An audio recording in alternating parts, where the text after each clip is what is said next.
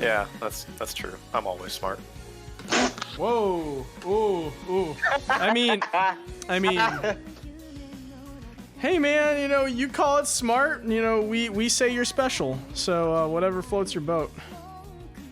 You're definitely one of a kind, Spencer, if it makes you feel any better. Yes, I'm above all of you. Bow before me. I mean, we could say he's one of a kind, but we know Matt cloned him already, so... Matt's got you in a lab right now. That. Yeah, just in case Matt makes some kind of mistake. He's like, okay, well, Spencer's dead now.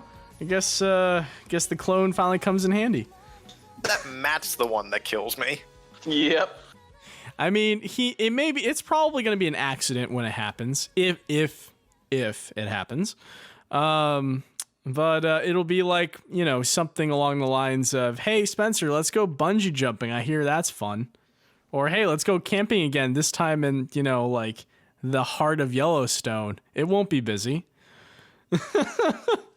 Hey, let's go scuba diving. Yeah, there you go. In the Atlantic. Oh, trust me, Spencer, I did my research. It's not going to be that bad. Okay, well then, I think I'm ready to go. In fact, I've actually been recording this whole conversation. So. I was hoping you would. Otherwise, this would have been a waste of space. It's like, God damn it, we could have used this. It's part of the glory of of this stuff. For example, the Alex story with fucking Denny's. I never have to tell that fucking story ever again to people. I probably still will. I probably still will, just out of frustration, but I don't have to say the entire thing in detail because I told it already in excruciating detail in this podcast. So that makes me happy to have it on record. And then better yet, have Alex come on here himself and just prove my point that he's an asshole. Further vindicating me and my frustration so you can say, yup, there it is. Fuck this guy. He's still my friend. I don't know why. There you go. For ladies and gentlemen who are joining us, welcome to the Advent 7 podcast. Welcome. We've been talking about fidgeting and just the glories of recording technology. Andrew has lots of stories since he actually went to school for this stuff. Yeah, yep. It's helpful to have, audio recording equipment and stuff and having an editing computer for making these podcasts. But it also comes in handy when you need to record really stupid stories like Denny's. So, yeah, welcome everybody. Thanks for joining us today. It means a lot that you're here. I'm Andrew. I'm Fidget Trey. I'm Spencer. I think Spencer is also Fidget Spencer. I was hoping he would just because I have a whole bunch of random shit on my desk does not. Well, no, maybe. It totally. That's totally what it means. Yes, it does. Yeah, it totally does. Either you're like me, where most of your random shit on your desk is like Bionicle related. Then that's like okay, it's a hobby. He's just like really obsessed with this. No, you just have a lot of fidget related items, and they help. But yeah. So are you both Fidget Trey and Spencer, or Spencer? Did you want like a different prefix? We can be the dynamic duo. Yeah. Oh man. Okay, I'm with the dynamic duo, the dynamic fidget duo today. Wow, that sounds weird. And today we are recapping episode 11, 1-1 of my teen romantic comedy SNAFU Climax. Woohoo! 1-1? We are at episode 11. We're nearing the end. We are in the end game. We're in the end game. What did it cost us? The light at the end of the tunnel. What did it cost us, boys? It cost you everything, Andrew. It really did. I lost everything in this episode. I truly lost it all. I wouldn't go back and change a damn thing, but I definitely did not come out on top today. But we'll get to that. First, just real quick, want to put in plugs here. We mean it. Thank you very much to everyone today for tuning into our podcast. It means a lot to us. It's why we're doing this, is for you guys to sit in here and listen to our ideas, what we have to say. We like talking about things that we love. We like talking about anime. We love talking about, lots of stuff related to that. So please, thank you for listening to us today. Please, if you haven't heard any of our previous recap podcasts up until this point covering prior episodes of SNAFU Climax, go check them out. There will be links in the description below. For all the latest news and content on anime, video games, and comics, please follow us at Twitter at advent_7. Subscribe to us on YouTube and check out more of our content at advent7.com. With that out of the way, gotta burp real quick. With that out of the way, on to the episode. Boys, how did this episode start off? Where are we starting from? We're starting from Hiratsuka continuing her little talk with Hikigaya at the batting cages. And just telling him is like, yo, don't sum up your entire relationship in just one little word. Like there's far more to you kids than that. And she goes on to, just as an example, starts writing down on a piece of paper all the things that she thinks about Hikigaya. Most of them are Very not negative. great, rather annoying things, if we're being honest. But then after that, she just kind of shades everything away to just leave a single word just in the shading of And just the single word. just- What was the single word? Love. Love, bitches. We have love. The word that nobody could say up until this point. We all knew it. The viewers knew it. We kept screaming in our heads, being like, it's love. It's love. Well, that's Hiratsuka's love for Hikigaya. That's not. We still haven't gotten what we want. This is true. But I was just happy to hear somebody say the word, the 4-letter word up until this point. Because finally, we've just been throughout having all it of this. referred to. So, and hey, for all you Hiratsuka fans out there, aka Trey, you got the Yeah. confession scene. Hiratsuka actually says, I love you. And I'm just like, bam, confession right there. I don't care what the context was like. It's still a confession. I'll take it. I'll twist it to mean what I want it to mean. Don't care. For all you teacher, student, fans out there. Let's not do this. Let's not. For all you Hiratsuka Hikigaya fans out there, this was your moment. Andrew, This was your season. Okay, this was your season to riot we're not- and take to the streets and be like, yeah, no. Hiratsuka's God, here. no. She's taking him on the ramen date. They went to a batting cage. That's more romantic than anything Hikigaya has done with any of the other girls his age in this show. What about the amusement park episode? That was not romantic. They lost Yukino Hikigaya at one point, and then Iroha did the worst thing ever. They came together. They came together eventually, but it was kind of a mess as well. It's like Hikigaya got to share a ride with Yukino. They took a weird picture together, and then he had a weird talk with Iroha. It's like it's Okay, way more. The talk with Iroha on the train, that was, I mean, they made a whole t-shirt about that talk. So, I think that was pretty awesome talk. Third time, everybody. Third time he's referenced that T-shirt. He Am really I wants it. going to buy that t-shirt before we do the next podcast? Am I going to buy You're it by not the end of gonna this get year? it. Even if you bought it, you wouldn't get it in time. But I will have bought it, so that will make the difference. I mean, we record the podcasts normally on the day the episode comes out, but it takes me a few days to edit it all together and get the video out. So the t-shirt might show up while I'm editing, and then I could just put a picture of myself wearing the shirt in the video. Will I buy it? This remains to be said. I don't know. The t-shirt, now that I looked back on it, wasn't as cool as I remembered it being, I will admit. But I might buy a SNAFU t-shirt of some kind, because I don't own any SNAFU related merch besides Don't you own the first 2 seasons, or at least the Yeah. first season? I own the seasons, but that's not enough to confess my adoration for this series. I need t-shirts, posters. I need those And the light novels. fucking no. And the light novels. Okay, we went to Barnes and Noble yesterday, or not yesterday. Did we go yesterday? It was yesterday. It was yesterday. Trey and we went to Barnes and Noble, and I actually forgot, but he mentions, oh wait, SNAFU. I'm like, right, let's look for it.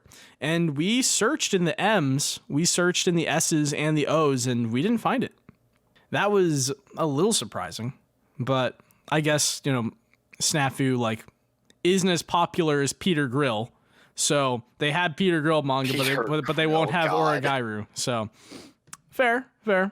I'm pretty sure we can still find it online at least. Well, that defeats the fun.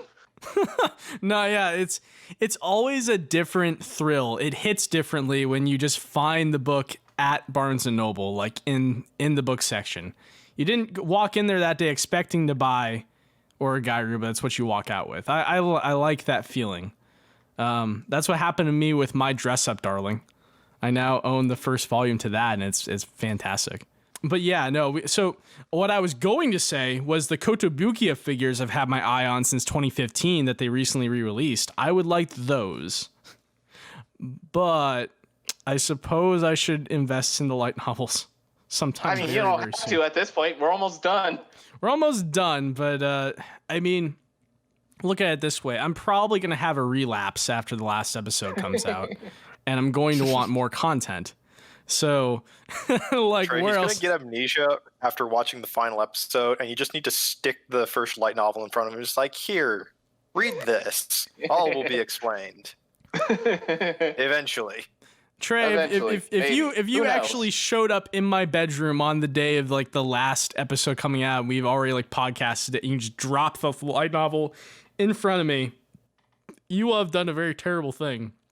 Because that means that for me, at least, this journey isn't over yet, which I will have both wanted and not wanted at the same time. It's conflicting. So, all right. Anyways, my point that I was trying to make, that I'm trying to come back from, is that, in my opinion, having a batting cage ramen date is more romantic than a very long line for a water ride. But that is my opinion, and it's subjective, and I will accept that. But she does scribble the word love onto the note, which, by the way, I thought was just like the coolest thing writing wise. Like the author who threw that in there, I feel like that was kind of a really cool thing to do, just to summarize. She didn't really write it. She like shaded in around all of the characters, so that it was just like, it's like doing the writing opposite. Yeah. Mm-hmm. Yeah. Like instead of writing the word, she blacked out the page to reveal the word. Yeah. It's like a secret message. The secret word was love all along. Who would have thought? You mean the secret ingredient wasn't devotion? The secret ingredient that Yui's mom was referring to? These things are not mutually exclusive. They are not. Okay, that's fair. The secret ingredient wasn't nuts? It definitely wasn't nuts. They didn't even buy any. They weren't in season. No, they just don't work on fruit tarts. So next we get a montage. It's mostly montages from the 2 cooking episodes they had. I think this one's mostly from the Valentine's cook-off thing. But also, so first of all, this episode confused the hell out of me, because watching this fucking episode, the start of it does what you would see for the final episode. So I'm spending the entire episode going, is this a finale? Are we watching the finale right now? There's no opening.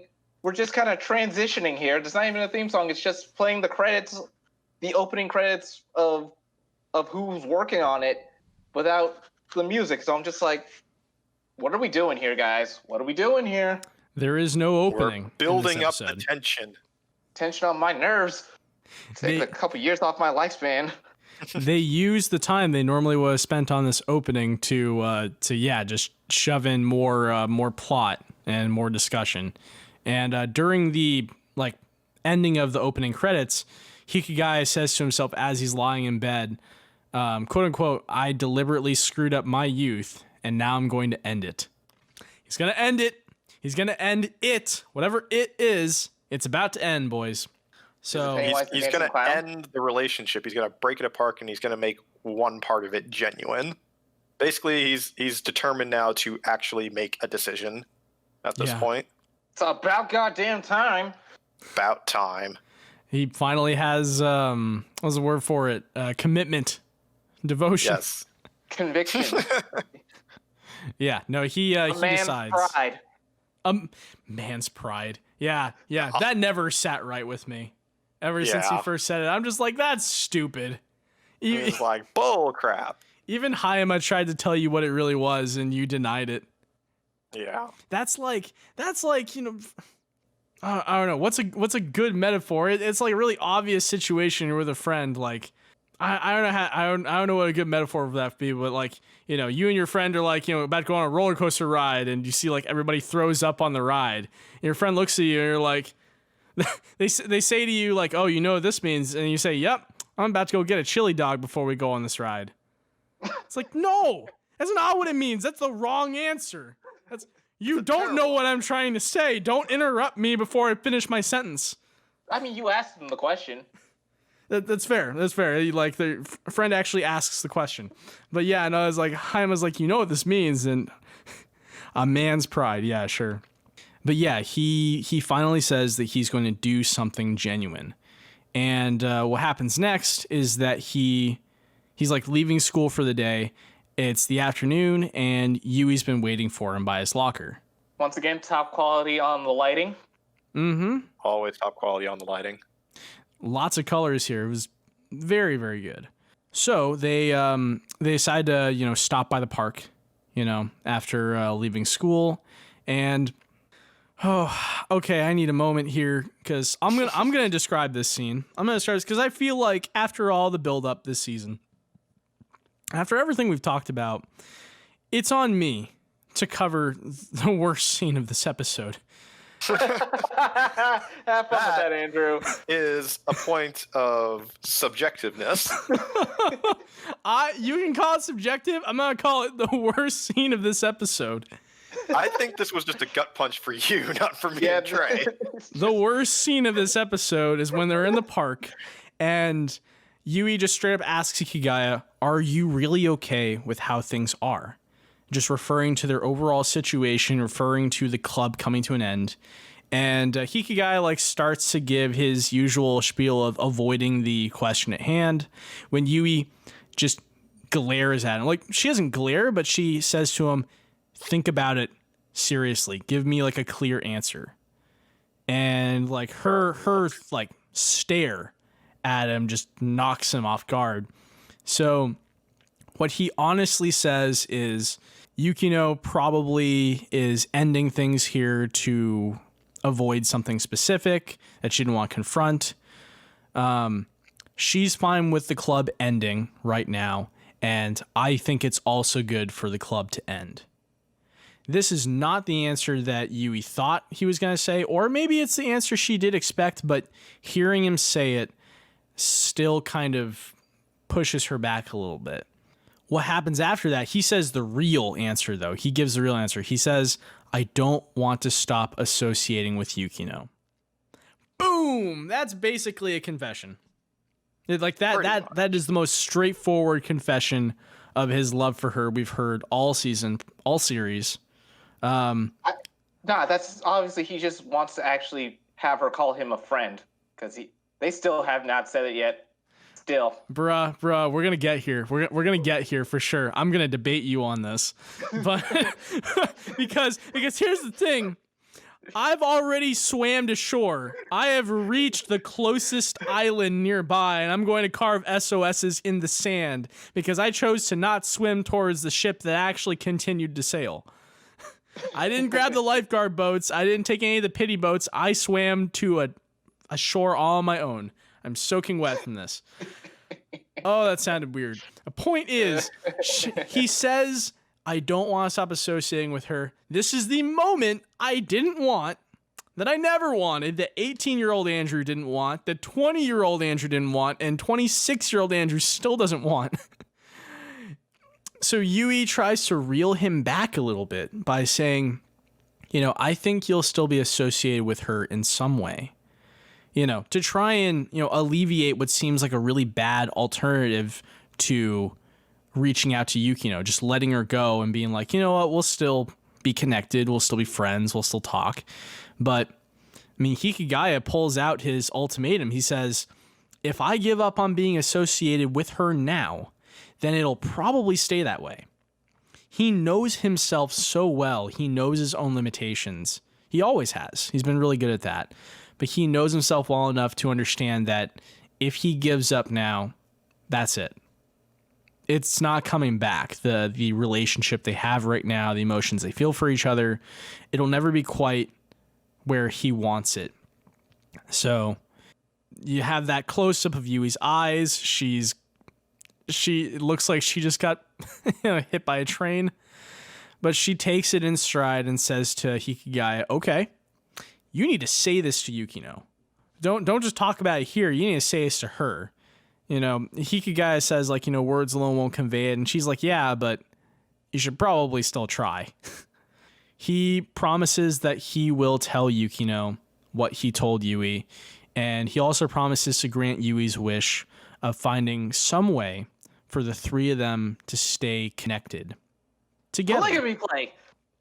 Yeah, sure. We'll call it a soft polygamy. How about that?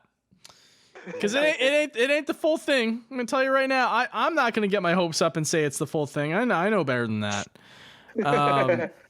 But she does explain that she's a greedy person. So as long as there's a way that the three of them can spend their afternoons together, filled with nothingness, then Yui's fine with this. That's basically the end of that scene. He also tells Yui that, I'm sorry for all the trouble I caused you. I promise I'll get better at dealing with these kinds of relationships and speaking more directly without avoiding, the subject at hand. But you don't have to wait around for that. That's also basically him telling her, yeah, I picked Yukino. But there's no chance I'm ever going to go to you anyway. So you may as well go find someone else. Bye, Felicia.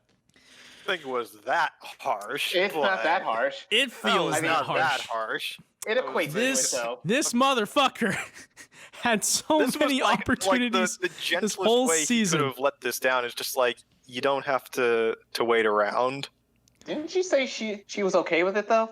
Yui said she's okay with all of this. She's put on a strong face through all of this, and Hikigaya walks her home, and she's just standing there, just endlessly waving goodbye after this whole thing goes on. It's the longest hand wave I've ever seen. Yeah. Once she finished waving, she doesn't cry. She's just been I've cried all my tears already, and she goes inside, and the waterworks start again. Mm-hmm. And her mom's just like, "Come on, just let it out." Gahama Mama to the rescue. Gahama Mama to the rescue. And this was probably one of the worst cry sessions that she's had, because it just really, really hurt her. Mm-hmm. This is it. But that is life. And that is romance, as she puts it. Yep. At least she acknowledged it. Yeah. This is more than just love. This is the feeling of romance. Yeah. Feeling of finally, unrequited love. The show's title shows up. Yeah. Yeah, it's like, hey, by the way, this show is called My Teen Romantic Comedy SNAFU, in case you forgot. But yeah, she'll ultimately end up being okay. She's got her mom and her family there to kind of help her along, and like she was saying before, they'll still see each other, they'll still be friends, just not in that way. She has her own support network. She's not as alone as Hikigaya or Yukino is, and it seems like Yui actually is capable of having acquaintance-style relationships with people. So she could actually do it. She'll move on just fine. It'll hurt for a while, like this sort of thing always does. But she's the best one to come out on the other side of this while still being pretty fine. She'll find somebody worth her time and effort. Yeah. Someone who appreciates her for all of her very hard work. Someone I think I'm sensing some salt here. Yui is the type of person. Okay. Yui is the type of person who understood that she was very bad at cooking, so she worked hard to get better at it and made good cookies to give to Hikigaya in a moment where it really mattered. that is a type of person who looks at the issues in front of their hands and they tackle them head on and they improve themselves. She deserves better than Hikigaya. I'm just throwing that out there right now. I'm pretty sure most people listening to this have to understand. I can say this now because he's practically let her go. That route is officially over. Until 20 years from now when they meet later. Fuck you! Do not get my hopes up. 20 years? How about the next day? We're still in high school, dude. Still. This is anime. They take their love very seriously, so I give them at least a 5-year gap before anything new happens. High school anime romance definitely does take it pretty hard. Not gonna lie. The point, the point is she's crying a lot right now. At least she's cried the most she's cried throughout the whole series. Me personally, I have not teared up yet, but it'll come. It'll come. I know I'm gonna get really emotional about this soon. It's just a delayed reaction right now because after 7 years in the making of my investment, I think I'm still undergoing some shell shock here. So, okay. I have said my piece. I've said my piece. I deserve to say my piece. Somebody take it away because I don't want it anymore. All right. Your man Trey's got this one next. So we move on to Iraha talking with Zenzaimon and the two dudes from the Gamers Club. Because apparently Hikigaya has pulled some shenanigans. He has initiated the false prom again, and this time it's been made public. It's been made public, and Iraha is very ticked off right now. She's student council president. And just like, I need an explanation now. I plead the fifth. Denied. It's like, I need a lawyer. Denied. All while having this smile on her face. I need to go finish my manuscript. Irritated Denied. Smile. Yes. It's like a very forced, irritated smile, and she has the other members of the student council just kind of there as enforcers somehow. Pretty much. But yeah, she ain't happy, and they have to explain. They're trying to explain, like, listen, we don't know what's going on. Hikigaya just texted us and told us to do this last night, and we saw no problem. It's like we already did the work for it, and we just did it.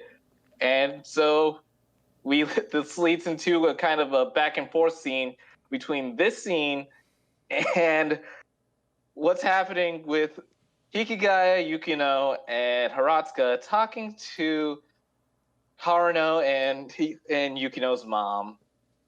This time, it's like, once again, Hikigaya has gone a little too far. I thought we were done. I thought we were done with these style of confrontation.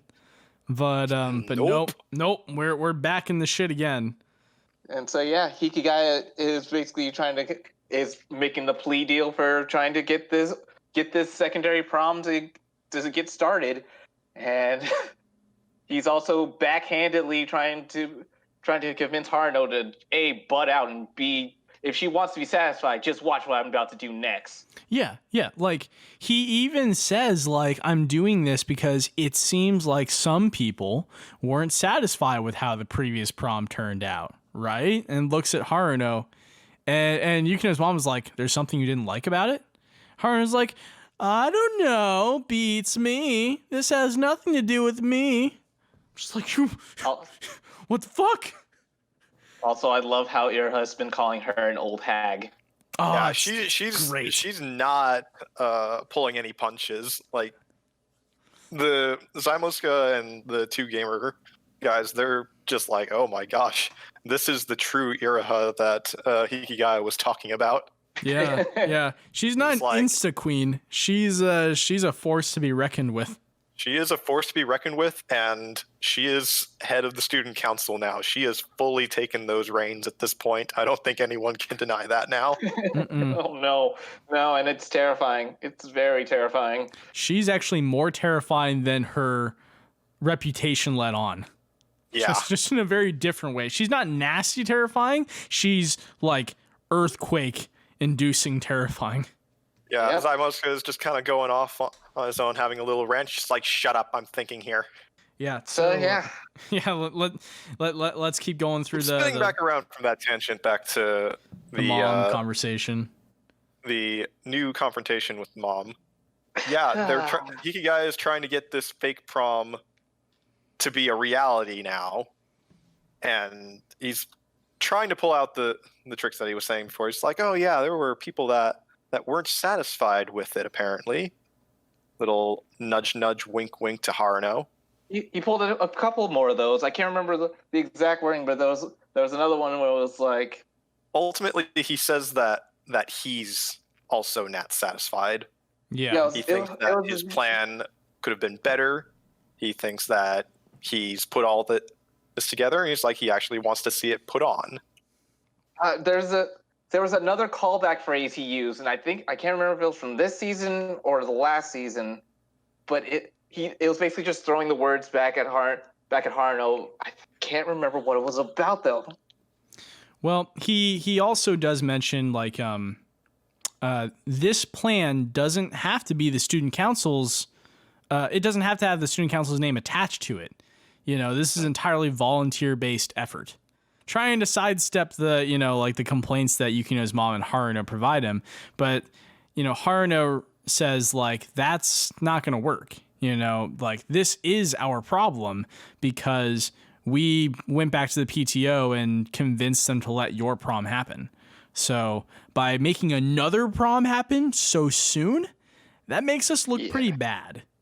Yeah. So, but no, I finally found it. He brought back up the feelings will smolder forever if we don't get this out of the way.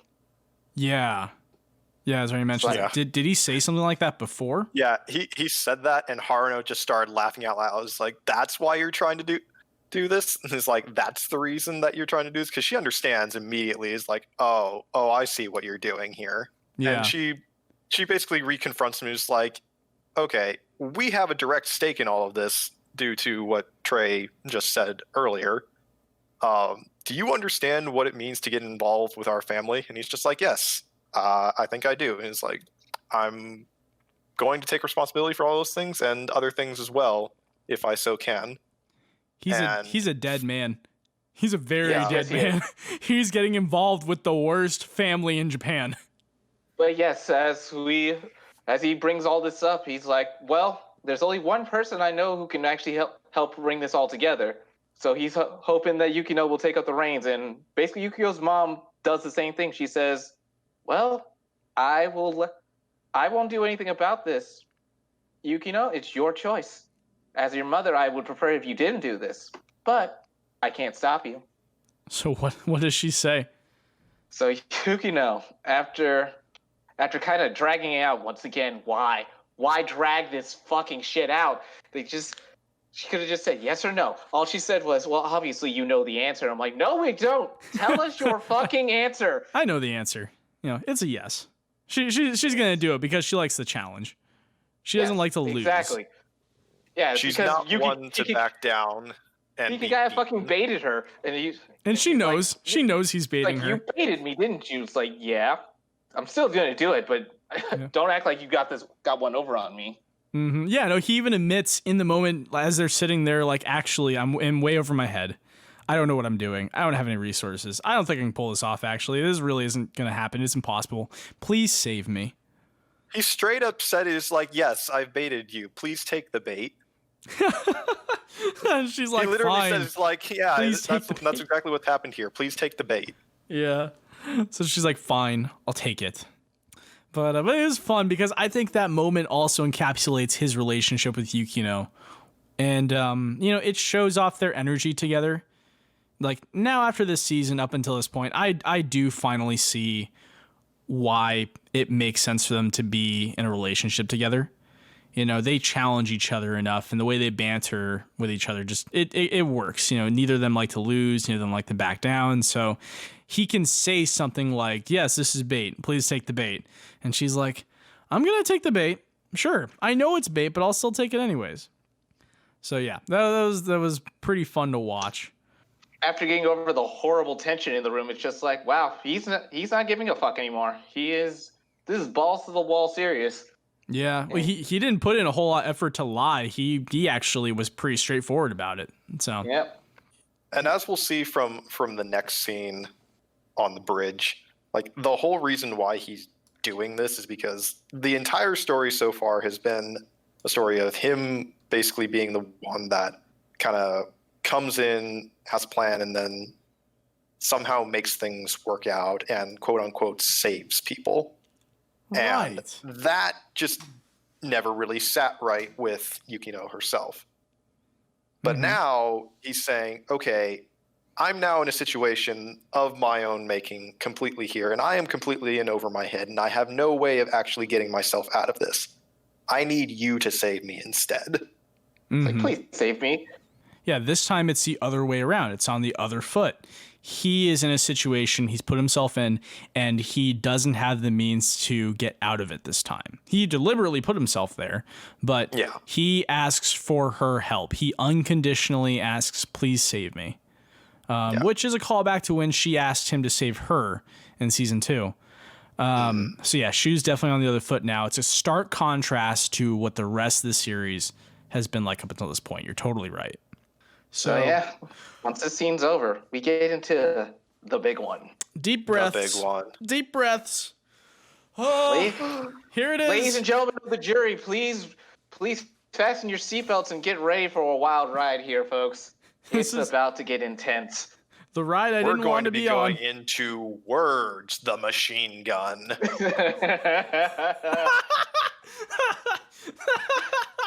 That's actually a great. They're going to be coming very fast, all at once, and they're just be like, hey, "This sounds weird." I wrote, but it's still how it goes. The confession scene to end all confession scenes. It hits fast. It hits hard. It's hard to keep up with. It's like a machine gun. So, yeah. Oh, okay. Okay, yeah, let's do it. We're on a bridge. We're on a bridge. And it starts off how it should. He's like, well, sorry for dragging you through this again. Yeah, well, I kind of expected this. Their usual back and forth banter that goes over my head and makes me want to rip both of their heads off. As you do, Trey. As you do.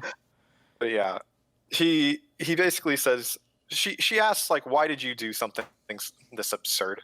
He's like, well, this was the only way that I was going to be able to continue associating with you, since the club is going to be getting disbanded. We lose our main point of contact. He needed another excuse to just constantly be around her. Yeah. And just like Ira pointed out. Yeah, she just sort of stops and he's like, this again? It's like, but you promised you were going to grant Yui's wish. Like, why are you here now? He says, you could say this is a part of it, actually, because she told me she wanted you to be a part of our afternoons filled with nothing. And this just leads into him basically laying out how the relationship has worked and how much he has come to value it, and how much he knows that no matter what they are to each other, if they aren't in each other's lives anymore, it's not going to feel right. Yeah. And she gets huffy. She starts to walk away. She gets huffy because Hikigaya basically tells her, like, you know, like, we could try and be the acquaintances where we just like talk to each other in passing and stuff, but I can't do that. Like, that's just not in me. And Yukino gets pissed because she's like, maybe that's the case for you, but that's not me. Like, I want to try and get better at this. So yeah, she walks off in a huff. And Hikigaya starts chasing after her. This nice tunnel vision effect happens where it's like she's gonna get away. It's like anyone who doesn't know how anime works, it's just gonna be like, oh god, she's actually gone. I can't reach her. And then Hikigaya mans up. He takes that extra bit of motion and grabs the hand. He breaks through barriers. He broke through the barrier that most anime cannot penetrate and actually grabbed her hand. Being able to actually hold hands. Lewd. Some lewd.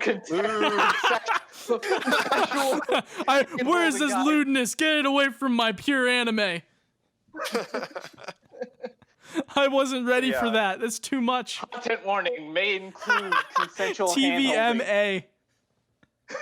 This is some 3 a.m. Toonami level shit. Keep this away from the kids.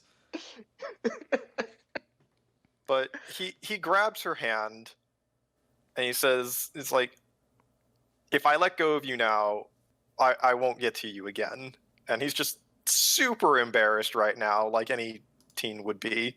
Yeah. But he goes on to say this, like, all the stuff that he had said before was just a way to make himself sound cool, say, take responsibility and all. That was a really, really insufficient way of saying stuff. And the ball starts rolling here. Mm-hmm. And we get something that is not really even it's more than just a love confession when there's a fucking proposal, guys. There's a fucking like a straight up proposal. Like practically a marriage proposal. What does he say? He says, "Allow me the privilege of distorting your life. I basically have no assets, so the only thing I can give you are time, emotions, the future, and a life, as well as other vague stuff like that." He offers her his life. Yeah. That was intense. It's kind of like, whoa, you jumped a few steps ahead, man. Just a wee bit. And honestly, in this situation, like, if it wasn't already clear to us that, yeah, Yukino has some similar feelings for Hachiman himself, this sort of like declaration wouldn't really work. Like, if the other party wasn't really kind of emotionally on board with this already, but kind of in that state of just kind of like, will they, won't they? It's like, this would be a really bad idea. But since we know that Yukino has got those feelings kind of tucked away in her, it's like, that ends up working out. But this is just word soup at this point. Yeah. And it gets really dense. Like, so whole like talk of distorting her life is like, you've already done that. What are you saying? We're going to the distortion world, boys. Going to save the day. The distortion world from Diamond and Pearl? Yes. No, well, Platinum. Platinum, actually. But... Fuck, the Pokemon game I couldn't get. Probably one of the best Pokemon games. Yep. Yeah, okay, we're in the distortion world now. Initially just says, he's like, that's absurd. It's like there's not much value in all of that, in that future. Yeah. But Hachiman's just kind of going his usual kind of brand of just self-deprecation almost. To navigate around. Like, I'm at my lowest point right now. And it's like, but at this point, I'm only going to be going up. Now's a great time to buy in. Your best investment. Yeah. Buy. Damn it. Sunday. We need to get r/Wall Street bets in here. Yeah, really. Now's a good time to buy up Hikigaya stock. Yeah, and Yukino is just kind of berating him. He's like, why are you putting it this way? He's like, like, there is a different way of saying this. Like, you could just say it that way rather than going through all of these hurdles. She punches him. Yeah, well, punches. It's a love tap. It's 100% a love tap. Yeah. Yeah, I mean, like, people do that. Some people do that where they hit their partner as a confession of love. She goes on to say, it's like, basically kind of a why me. It's like, she's stubborn, she's not very charming, and she's given him so many problems. And he's just like, yeah, you give me a lot of problems. It's like, I'm stubborn, not very charming. He's like, yep, that's true. It's like, I didn't want you to say that at that point. I didn't want you to agree with what I was saying. You're supposed to agree with. I want those parts more than anything else. I want all of you. Well, like, she even kind of implies there that his life it holds more worth than hers does. But he quickly cuts her off and he's like, well, my life is even more useless than yours. So this is perfect. He even says something along the lines of, I just need to try and be even more useless than you and it'll work out. We can be useless together. She keeps bringing up the idea that as long as he's around, she's going to rely on him. And that's going to make her feel more useless. And that's why he says, well, I'll just make myself even more useless. And that way we'll just be useless together. Yeah. Well, and like useless together, it's just a case of it's like, well, if I'm more useless, then you can't rely on me, and so the problem is moot. Mm-hmm. Yeah, pretty much. You know, he uses his brand of navigating around people's complaints in order to basically tell her, like, I still want to be with you anyways. It doesn't matter if you're going to rely on me that hard, you know. I will gladly do it for you anyways. He even says to her, to kind of cinch it off the whole conversation, that even if you don't want to accept it right now, I'm still going to do it for you. So don't worry about it. That was basically to conclude his whole confession to her, that he's going to gladly stick with her, even if she doesn't want him, then he'll leave. You know, that's up to her. But until the point that she says anything like that, he'll be there, because that is what he wants. That is his desire. Yeah, his desire. It's another word, but it's still not the word we wanted. Hey, Hiratsuka said the word, so I'm cool with it. I heard it. I got somebody to say it to him, and it wasn't even Yukino, and maybe that made it better for me. I don't know. I got to hear it. Yeah, but he tells her, it's like, I will give you everything, and if you don't want it, then just throw it away and tell me to leave, and that's what I'll do. But he's still going to basically put up the offer of his life. And Yukino's just like, all right, I'll say it clearly. Please let me have your life. It's like, in the most SNAFU way imaginable, saying, he's like, yes, I love you, and so let's go through with this. Like, they snuggle up real close, and the camera zooms out. Yeah. Yeah. And and so this is a flashback to Andrew's favorite episode of what are you talking about? The episode earlier this season. I think it was episode 4. It was either 4 or it was 6, where Hikigaya technically made the decision to leave, to not pursue Yui anymore, because the episode ends with the end credits playing over a white background. It's like it's playing over a white background, and it's a different version of the official ending. And this version is called Yukino's Ballad. I wish you hadn't done this to me. I had to, buddy. It's you are taking that last chance to just twist the knife there, Trey. You are truly evil. I can't wait for the day that we throw a podcast about one of your favorite shows. I know you had to do it, but it doesn't come without a cost.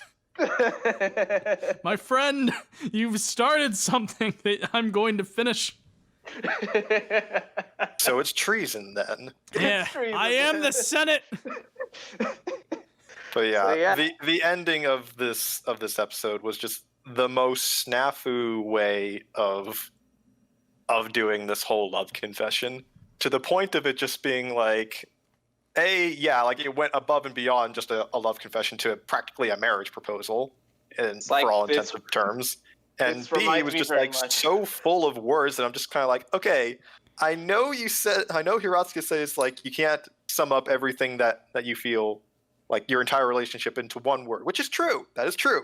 However, the absolute torrent of words that we got here, that was just kind of like, you are still being super like obtuse. This whirlpool. And I know that that's how these kids are, because their words this entire time has been both their weapon and their shield. It's how it's pretty cool. It's how Hachiman has been Hachiman Hikigaya. I've noticed that I keep just kind of going back and forth between saying one. It's how the anime works. I do. Yeah, it's how anime works, because like people are. The point is that Yukino has always used her words as kind of just like a shield from the world, just to kind of keep everyone else at bay, and Hikigaya has just used his words as just like a sword to kind of fuel his pessimistic superiority over everyone else. And so they haven't really been able to use simple words because their entire middle school, high school life has been using those words in very complex ways to get the better of their quote unquote enemies. Yeah. And now when they should be able to say the simple word of I love you or let's go out and do stuff like that, they're physically incapable of doing that because it's just not in them. It doesn't make the obtuseness of how everything went any more just like, oh, it doesn't make me feel any less like Iraha and having her feeling, basically. I will play devil's advocate and say that, it's hard for us to empathize with these kids and like how they're avoiding the problems at hand with words because we definitely aren't at their age anymore. Like maybe if I was still 18 years old, I probably would try to avoid things more too, so I didn't have to like emotionally process so much. Yeah, but once again, this wasn't a love confession. This was a freaking proposal. This reminds me of my favorite marriage proposal I've seen in an anime from Full Metal Alchemist. I thought you were gonna say Toradora. I almost had a heart attack. No. It's like, Toradora is a close second for me, but of course it is. For Full Metal Alchemist Brotherhood, if you haven't watched it, get on it. I'm calling you out, Giga. I know you're not listening, but I'm calling you out. Not watched Full Metal Alchemist Brotherhood. It's so weird. They should have a whole trash taste about it. But yeah, anyways, so at the end of Full Metal Alchemist, Ed, before he goes off on his journey to learn more about alchemy, he says to Winry, equivalent exchange. I'll give half of my heart for half of your heart. It's just like, I love this, but you're such a fucking dork. Yeah. It's just like, that's stupid. I could just give you my entire heart. Wait a minute. That sounds like a lot. Maybe 80%? 75? No, 85? I don't know. And this episode definitely evoked like a similar feeling of that. It's like, I'm happy that they were able to say what they wanted to say, even if it was in just like a ton of words. Yeah. It's like, you cut out like everything is like, and you get the same thing. But this is what worked for these kids. Right. Yeah, I think it conveys the same emotion and the same kind of message that the Fullmetal Alchemist Brotherhood ending does, just in a snafu fashion. Very snafu fashion. In their own way of doing it. And that's what I liked about it. Here's the thing, boys. Now that we're kind of at the end of the episode, I suppose we can kind of reflect. We can kind of like dive in just a little bit deeper. I think this was a good confession scene. I actually liked it. And I thought that it made a lot of sense, the way the characters went about it, the way it was written. And I feel like the words they used, while it was a torrent, I had to pause a lot during this scene while I was writing my notes about the episode. The words that Hikigaya uses are actually much more direct now than he's ever been before. This might be the most direct he's ever spoken about his feelings and who he is. And that just says a lot about how bad this show is when it comes to direct feelings, but also how good it is at putting us in his shoes and understanding where we are. Someone from the outside world watching this will be like, "What the fuck is happening?" Which was what are you talking about? The inside world knows it. Just earlier in the episode, Yui's just like, "This is all a problem just because you can't communicate." Well, yeah, she does say that.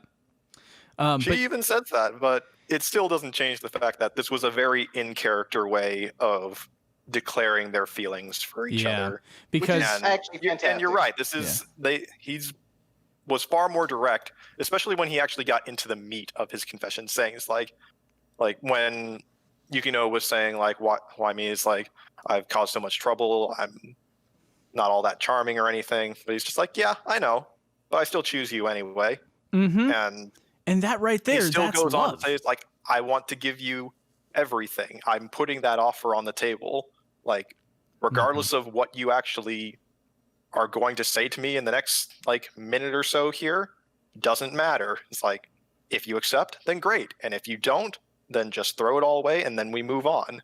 But at least I've now said it. Yeah. he gives Yukino a decision, which, by the way, also this scene is a great evolution of Yukino's character because she couldn't have normally made a decision like that in the moment. Like, she would have had to deliberate on what answer she wanted to give as well, but she did answer him. She said, okay, please allow me to have your life. So she accepts him. And I also do want to say, I can't think of any good examples in the moment, but I can tell you guys that there's plenty of other romance anime out there as well that have treated the confession scene this way, where they took it really seriously and the characters are just like, yep, we're getting married. Let me have your life. I will treat your life well. I'll treat you good. You know, there's lots of romance anime that took it really seriously. So, so SNAFU's not the first in doing that.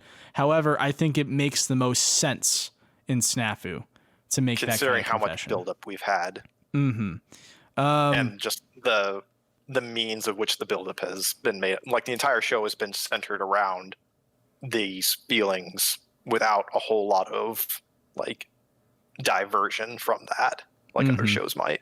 Yeah, exactly. So it's for those reasons that I think that this was actually a great confession scene.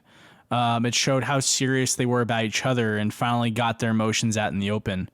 Hikigaya said words like desire, you know, distort, things like that. They really did mean something to him. You know, even as somebody who was not on that ship, I acknowledge that this had some severe payoff. And I'm sure it feels really good to be a Yukino Hikigaya fan right now. I'm sure it feels great. He accomplished his goal that he set out at the beginning of the episode. The relationship that he had between the three of them, between Yui and Yukino and him, is now over. That is all done. However, from all that wreckage, he did get one thing that was genuine: his actual confession and then acceptance from Yukino. He got everything off the checklist. Yeah, he completed his goal, finally finished, and he's a better person for it. You know, Haruno's ideologies have been slapped aside, rightfully so. It doesn't matter what she says. She can perceive it as codependence, but he and Yukino know what they really feel and they know what they want, and it's different from Haruno's perceptions. That's good. They can be their own people. So, yeah, that's it. And by the way, I also want to say that, you know, the end of their relationship has come. The relationship between Hikigaya, Yukino, and Yui is no more. A new type of relationship between the three of them is about to start. Yeah. So this end is also a beginning for them. A fresh beginning, a new journey, a new start. And they severely need it because a lot of the tension in their relationship up until now has been a result of dragging out things that should have ended a while ago. And then join us again in a few years when we see the return of SNAFU in SNAFU After Story. Oh my God! Why did I invite you on this podcast? Oh no! You pay for it. Oh no! Nobody wants that. Nobody wants that. There's somebody out there who Can wants it. speak for the whole fan base and say nobody wants this. If you want it, say so in the comments, but you're probably wrong. You're probably lying just to spite me, and I get that. Trey does it all the time. Okay, so was there anything else that we missed? Anything else we didn't really discuss in detail that we wanted to just hit upon real quickly?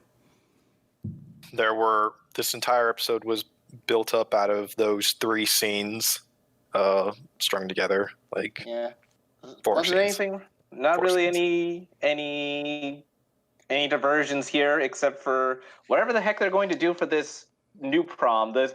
It's like it's going to be the season finale next time. I'm curious as to what they're going to do next episode, because it's the last episode. We have literally only 20 minutes. I haven't heard anything about this being a double-length episode, so I can only assume that it's going to be a normal 20-minute episode. Yeah, I mean they've completed the main conflict here. Yukino's mom has let go of Yukino to do what she wants, and I mean I guess the only loose thread is that Haruno hasn't been quote unquote satisfied, but who gives a shit about that? I hope she never gets I satisfied. want to see her satisfied, because the satisfaction will be coming from the fist. Yeah, there you go. Yeah, I've just been waiting for Hiratsuka to just wail on her. But yeah, whatever is going to happen in the next episode is up in the air right now. Judging off the preview, there apparently is one more scene between Hiratsuka and Hikigaya we're going to see. They're going to have a one-on-one. And then all the boys are going to go into a sauna. Yeah, we get sauna time with the boys. I'm down for that. I saw wearing his towel everything out. I saw Totsuka in there, so you better believe it's going to be a good episode. Totsuka, who in Totsuka fashion has the towel on like a woman, even though we all know you wear a towel? he is in fact a dude. Totsuka can wear his towel however Totsuka wants to wear his towel. It's Totsuka style. Totsuka can do whatever Totsuka wants. Totsuka was the best girl that we didn't need, but the best girl we deserved. So looking forward to that. Maybe that's a good indicator that the next episode's going to be a fun one. Maybe they're just going to go out with a comedic episode of sorts and some feel-good moments. I think we deserve it. Yeah, the final episode is titled, My Teen Romantic Comedy is Wrong, as expected. Title drop. Title drop. What did Giga call that? The nut moment? No. The nut moment is when the opening song plays during a scene. That's right. Yeah.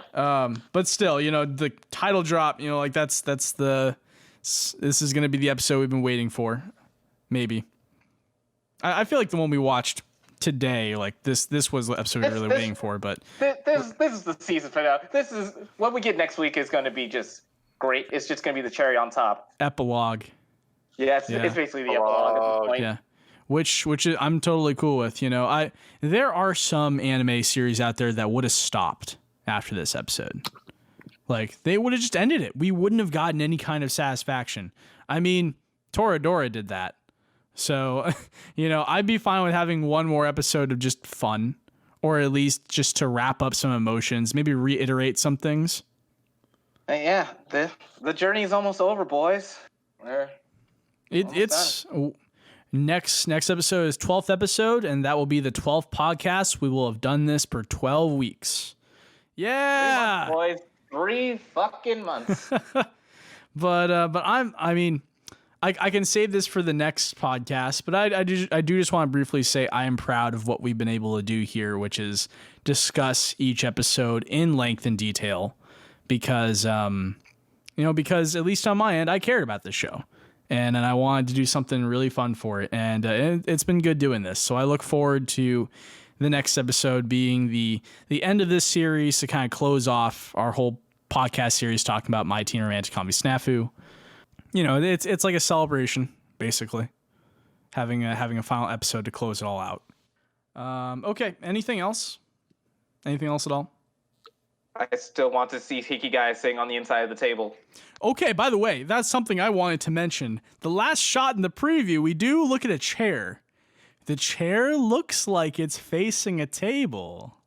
Schmebulok. Schmebulok. You might get what you were asking for, Trey. So we'll see if we see a chair underneath the table in the Surface Club room. You can say you got your wish. All right, boys. So before we do our last podcast, make sure to rewatch the first one. Take a look at our predictions, and let's see how well we managed to get through. Oh yeah, I guess we can go back to our predictions we made in the first podcast and see what we were right on. It's like, everybody who's watching, do your homework. Tell us how wrong we were. Tell us how right we were. Tell us something. Tell me how off the mark I was about where I wanted him to end up and who I wanted him to end up with, because I was very wrong. I did not believe you guys when you guys said that Yukino and Hikigaya is the obvious choice. Like, that was like you guys telling me that the sky was green. I'm just like, what the heck are these guys talking about? That makes no sense. When have they ever indicated that these two were meant to be together? I don't. First episode. I feel like that's some kind of syndrome where just my brain did not want to acknowledge the obvious, so it didn't. And so when you guys mention this, I'm just like, what in God's name do they mean? That can't happen. They're telling me gravity isn't a real thing. That's bullshit. I was wrong. So, okay. Well then, yeah, I guess we can do the outro if you guys are cool with it. Yep. All right, yeah. All right then. Thanks everybody for listening today. I'm Andrew. I'm Trey. I'm Spencer. And please check out our previous podcasts. We do this every week where we recap each episode of SNAFU as they come out. The next podcast will be our last for this series. Please subscribe to us on Twitter at Advent_7. Subscribe to us on YouTube and let us know in the comments what you thought of this episode and if there's anything we didn't cover today that you would like us to discuss. Thanks for listening, and we will see you all next time. Yeah, goodbye. Yeah, goodbye.